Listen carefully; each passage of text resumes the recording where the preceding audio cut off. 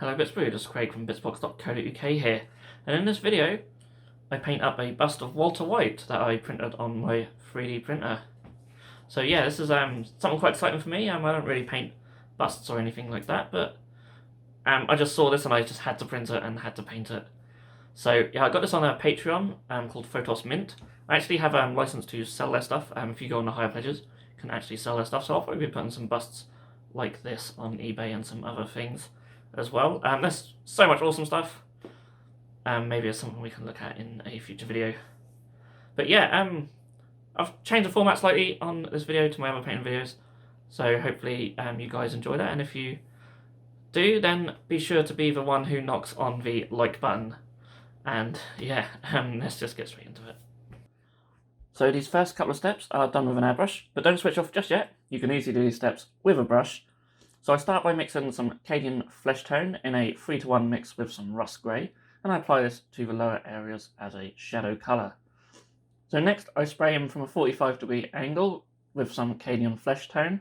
If you're using a brush, you can simply just paint a couple of thin coats of this on and just leave the shadow colour in the lower recesses.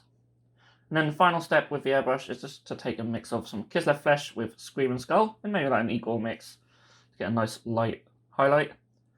And if you're using a brush, you can just glaze this on where you want your highlights to be. And yeah, that's it for the airbrush. So we're going to go to the desk and get on with the brush.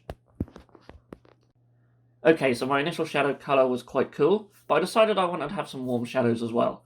So I applied some thinned down Fyreslayer Flesh contrast paint into all the recesses, just to deepen them shadows on his face.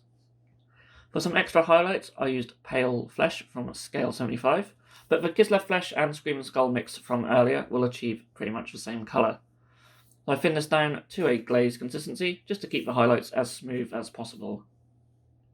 I then decided to create a bit of transition going into the shadow colour, so I took some Guilliman Flesh contrast paint and thinned it right down to a glaze consistency, and just applied a little bit, just dragging it towards the shadows, and that just gives us a little bit of a transition going. I took some Pallid Witch Flesh for an extreme highlight. Again, keep it as a glaze and don't apply too much. I ended up applying a little bit too much myself, but I managed to neaten it back up later.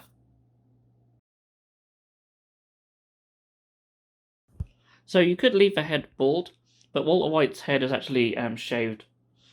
So I wanted to try and replicate that on the miniature, and I've never done this on a larger scale before, so there was a lot of back and forth with it. It was quite a learning curve, but I started by applying a glaze of Skaven Blight Dinge, and I was just sort of applying this, sort of stippling it on almost, so it will look quite patchy.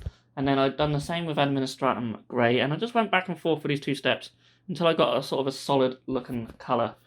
I wasn't too happy with it, but I do revisit it later in the video.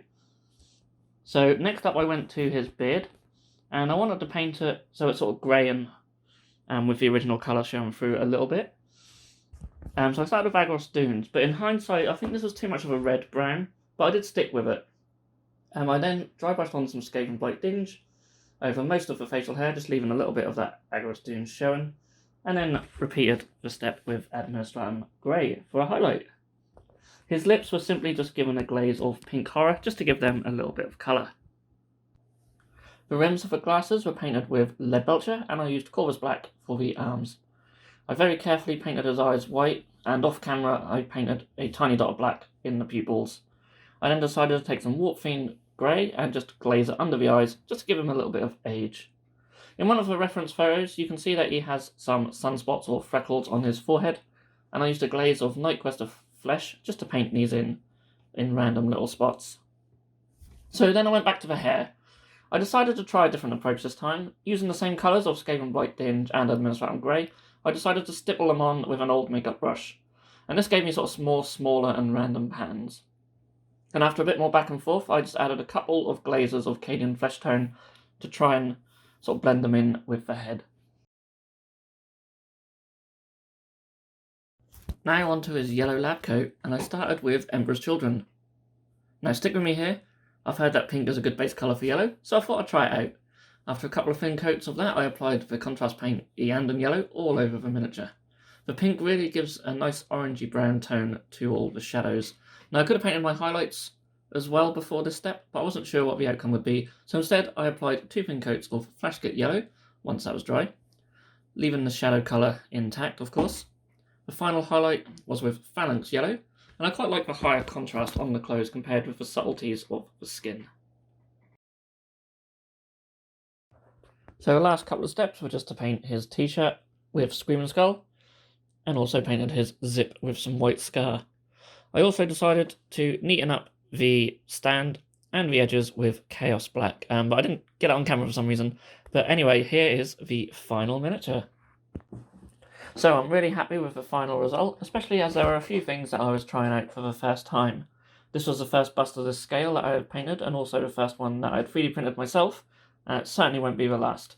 I'm really glad it printed so flawlessly, especially as the glasses were quite a worry, but they printed out really well.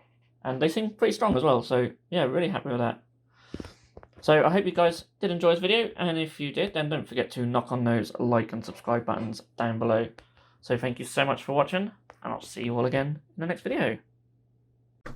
If you enjoyed this video, then please feel free to subscribe to our channel if you haven't done so already. You can also click that bell icon to be notified when a new video has gone live on this channel. On the screen now are 2 more videos that you may wish to check out, and a link to our Patreon page also. Thank you so much for watching, and we'll see you again soon.